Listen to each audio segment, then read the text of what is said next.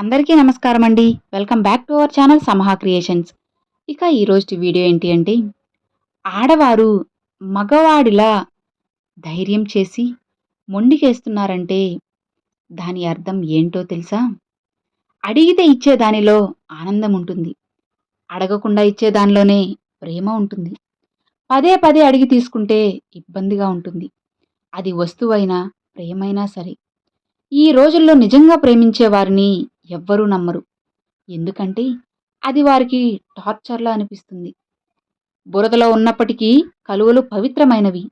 విషపు తేనెటీగల మధ్య ఉన్నప్పటికీ తేనె అమృతమే.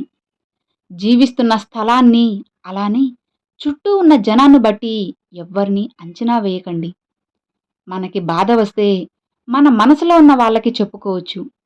అదే మనసులో ఉన్న వాళ్ళే బాధ పెడితే ఆ బాధ ఎవరితో చెప్పుకోవాలసలు? మీ శరీరంలో ఉండే ఇద్దరు శత్రువులు ఎవరో తెలుసా? ఒకటి గుండె, 2 మెదడు. ఒకదాని మాట ఒకటి చచ్చినా వినవు. కడుపు నిండా అన్నం తినకపోయినా పర్వాలేదు కానీ, ఆకలి వేసిన ప్రతిసారి అప్పు చేయొద్దు. ఆకలి తీరేంత తేలిగ్గా అప్పు తీరదని తెలుసుకో. ఇప్పుడున్న రోజుల్లో మంచితనం అనేది అస్సలు పనికిరాదు. మనతో ఎవరు ఎలా ఉంటారో మనం కూడా వాళ్ళతో అలానే ఉండాలి. దూరం పెడుతున్న దగ్గరవ్వడానికి ప్రయత్నించి అలుసైపోవడం కంటే, దూరంగా ఉండి ఒక జ్ఞాపకంగా మిగిలిపోవడమే మంచిది. అబద్ధం అందంగా ఉంటుంది. ప్రతిసారి అదే చెప్తుంటే నమ్మకం పోవడమే కాదు, మనిషికి విలువ లేకుండా పోతుంది. ఒక్కటి గుర్తుంచుకోండి, మనకన్నా మనకన్న వాళ్ళు మనతో పాటు చివరిదాకా ఉండరు. కూతురు కూడా ఏదో ఒక రోజు పరాయింటికి వెళ్ళక తప్పదు. కన్న కొడుకు చూస్తాడని నమ్మకమే లేదు. ఒక్క భార్య మాత్రమే కష్టంలో, సుఖంలో పాలు పంచుకుంటూ మనల్ని కంటికి రెప్పలా చివరి వరకు చూస్తుంది. అందుకే భార్యని బాగా చూసుకోవాలి, గౌరవించాలి, ప్రేమించాలి. మనతో కొందరు ప్రేమను నటిస్తారు, ఇంకొందరు కోపాన్ని నటిస్తారు. కానీ కోపాన్ని చూపించేవారే ఎక్కువగా ప్రేమిస్తారు. నచ్చి ఒకరిని ప్రేమిస్తే ఆ బంధం ఎన్ని రోజులు ఉంటుందో చెప్పలేం కానీ, ఒకరిని నమ్మి ప్రేమిస్తే ఆ బంధం ఎప్పటికీ ఒకేలా ఉంటుంది. కొన్ని బంధాలు అంతే, మనల్ని చాలా ప్రేమించినట్టు అనిపిస్తాయి. కానీ వారికి కావలసిన వారు దొరికినప్పుడు మనల్ని వదిలి వెళ్ళిపోతారు. అందుకే ఎవరిని ఎక్కువగా ప్రేమించకూడదు. మనమంటే ఇష్టం లేదని ప్రత్యేకంగా ఎవ్వరూ చెప్పరు. వారి ప్రవర్తనను బట్టి మనమే అర్థం చేసుకోవాలి. వాళ్ళు చెప్పకపోయినా మనమే దూరం అవడం మంచిది. ఒకటి గుర్తుంచుకోండి, ఎవరిని ఎక్కడ ఉంచాలో అక్కడే ఉంచాలి. ఎందుకంటే ఎక్కువ విలువ ఇస్తే చివరికి మనకు విలువ లేకుండా చేస్తారు. 20 సంవత్సరాలు దాటిన తర్వాత కూడా ఇంకా తండ్రి సంపాదన మీద బ్రతుకుతున్నాడంటే, నా దృష్టిలో వాడి శరీరం ఇంట్లో ఉన్నా ఒకటే, శ్మశానంలో ఉన్నా ఒకటే. మనల్ని ఎవరైనా అర్థం చేసుకున్నా, చేసుకోకపోయినా పర్వాలేదు కానీ, మనం ప్రేమించిన వ్యక్తి అర్థం చేసుకోలేకపోతే మాత్రం చాలా బాధగా ఉంటుంది. చచ్చాక శవానికి నిప్పు పెట్టే వారికంటే, బ్రతుకున్నప్పుడే మనసుకి నొప్పి, నిప్పు అంటించేవారే ఎక్కువైపోయారు ఈ రోజుల్లో. శ్రీరామచంద్రమూర్తి లాంటి భర్తలు లేరు. సీతాదేవి లాంటి భార్య కూడా లేదు. పేరుకే కాపురాలు. ఎవరి కళ్ళ ప్రపంచంలో వారు మునిగి తేలుతున్నారు. అందరికి నచ్చేలా ఉండాలంటే నిన్ను నువ్వు కోల్పోవాలి. నీకు నచ్చినట్టు ఉండాలంటే చాలా మందిని కోల్పోవాలి. మన జీవితంలో ఎంతో మంది మనకు పరిచయం అవుతారు.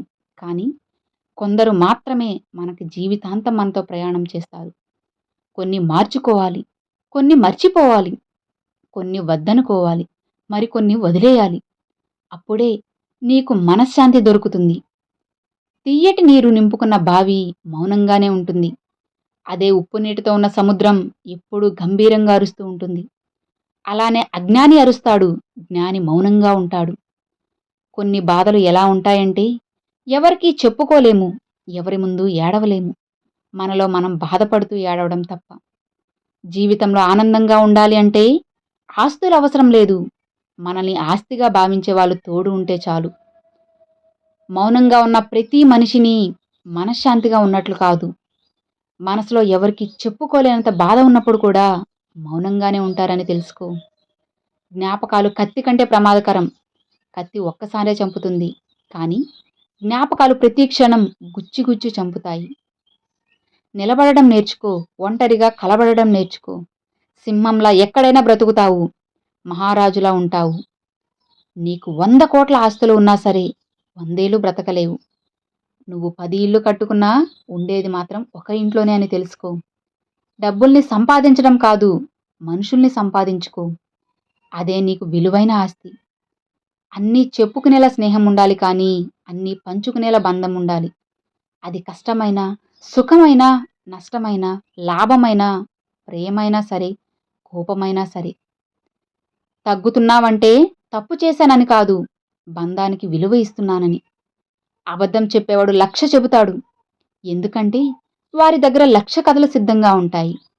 నిజం చెప్పేవాడు ఒకే విషయాన్ని పదే పదే చెబుతాడు. ఎందుకంటే నిజం అనేది ఒక్కటే ఉంటుంది కాబట్టి. ఒకటి గుర్తుంచుకోండి, దేవుడు నీకు కష్టాలు ఇచ్చేది ఎందుకో తెలుసా? నిన్ను బాధ పెట్టడానికి కాదు. ఎంతమంది నీతో నిజాయితీగా ఉన్నారనేది, ఎంతమంది నీకు నటిస్తున్నారనేది నీకు తెలియజేయడానికి. ఒక అమ్మాయి మగాడిలా మొండి ధైర్యం చేసిందంటే బరి తెగించిందని కాదు, మోయలేని బరువు తన మీద పడిందని అర్థం. భర్త లేని ఆడది అంటే బాధ్యత గలదని, బరి తెగించిందని మాత్రం కాదు. బాల్యంలో బట్టలు మురికిగా ఉంటాయి, కానీ మనసు స్వచ్ఛంగా ఉంటుంది. పెద్దయ్యాక బట్టలు ఎంతో స్వచ్ఛంగా ఉంటాయి, కానీ మనసే మలినమైపోతుంది. నిజమే కదా? కాబట్టి ధైర్యం చేసి బయటికి వచ్చిన ఆడవాళ్ళని హేళన చేయకుండా మీరు సపోర్ట్ చేసి ఇంకొంచెం ముందుకి వాళ్ళకి ధైర్యం చెప్పండి. Thanks for watching friends.